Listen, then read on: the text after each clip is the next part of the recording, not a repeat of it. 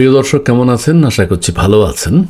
আমাদের দেশে একটা প্রবাদ চালু আছে, প্রচলিত আছে, সেটি হচ্ছে রাজনীতিতে শেষ কথা বলে কিছু নেই। এই কথা এখন আর দেশের মানুষ মানতে চায় না। রাজনীতিতে অন্যান্য কার্যক্রমের মতো শেষ কথা বলে কিছু থাকতেই হবে। সমস্ত কিছুর শেষ আছে। ওয়াই নট রাজনীতি? আপনারা নিজেদের স্বার্থে অন্য দলের সাথে ঐক্য করবেন, আবার এখন আপনাদের মধ্যে যে মতপার্থক্য আমরা দেখতে পাচ্ছি, এই মতপার্থক্য ভুলে গিয়ে আপনারা আবার এক হয়ে যাবেন। এটা জাতির সাথে এক ধরনের প্রতারণা। একসময় বিএনপি জামাত একসাথে ছিল, আলাদা আলাদা দৃষ্টিভঙ্গি হলেও কিছু কিছু ক্ষেত্রে তারা এক হয়েছে। কিন্তু একটা মানুষকে, একটা দলকে আমি তাদের কার্যক্রম আমার পছন্দ না।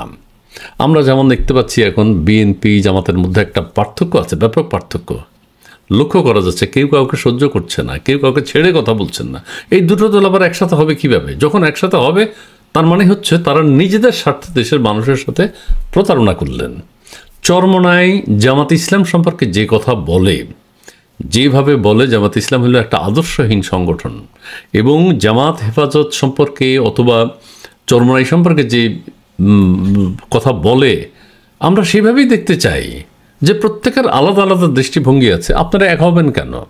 জামাত গেছে চরমোনাইয়ের কাছে যে আমরা একত্রিত হই, একসাথে কাজ করি, কিভাবে সম্ভব? হেফাজত চরমোনাই জামাত ইসলামের বিরুদ্ধে এত কথা বলেছে, এখন যদি তারা এক হয়ে যায়, এটা তো জাতির সাথে প্রতারণা। হেফাজত জামাত ইসলামকে পছন্দ করে না, জামাত ইসলাম হেফাজত ইসলামকে পছন্দ করে না, অর্থাৎ প্রত্যেকের আলাদা আলাদা দৃষ্টিভঙ্গি, কেউ কাকে পছন্দ করে না। সেই ক্ষেত্রে আপনাদের এক হয়ে যাবেন। রাজনীতিতে শেষ কথা বলে কিছু নেই, এই কথা ধোঁয়া তুলে আপনারা এক হয়ে যাবেন, এটা তো জাতি এখন আর মানবে না।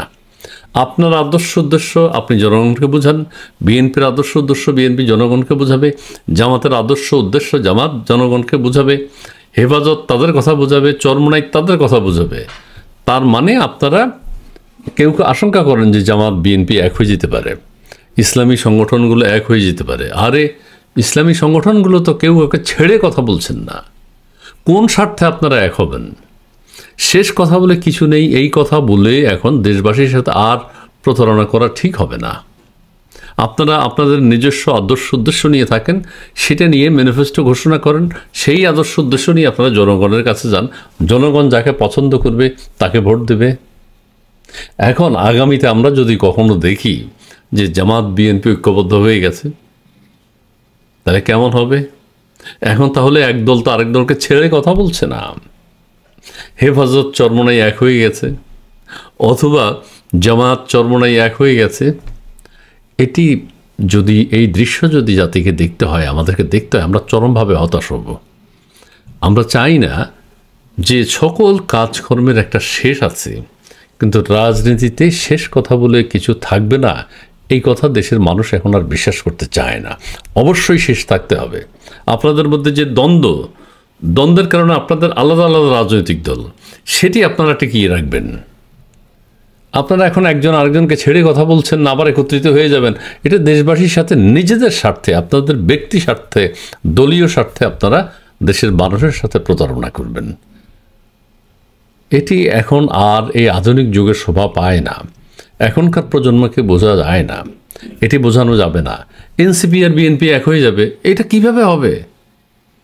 এনসিপি জামাত এক হয়ে যাবে কিভাবে হবে? যদিও মনে করা হয় জামাত এনসিপি একই, কিন্তু আমরা বুঝতে চাই, আমরা দেখতে চাই এগুলো আলাদা দল। বিএনপির সাথে এনসিপি একসাথে হবে কিভাবে? আমাদের মধ্যে এই ভাবনা আসে কেন? জামাতের সাথে হেফাজত এক হবে কিভাবে? এই ভাবনা আমরা ভাবি কেন? চরমোনাই আর জামাতে এক হয়ে যাবে, এটা আমরা ভাবি কেন? এইটা আমরা ভাবতে চাই না। রাজনীতিতে সব কিছুর মতো অবশ্যই শেষ কথা থাকতে হবে। ওকে, জি, ধন্যবাদ।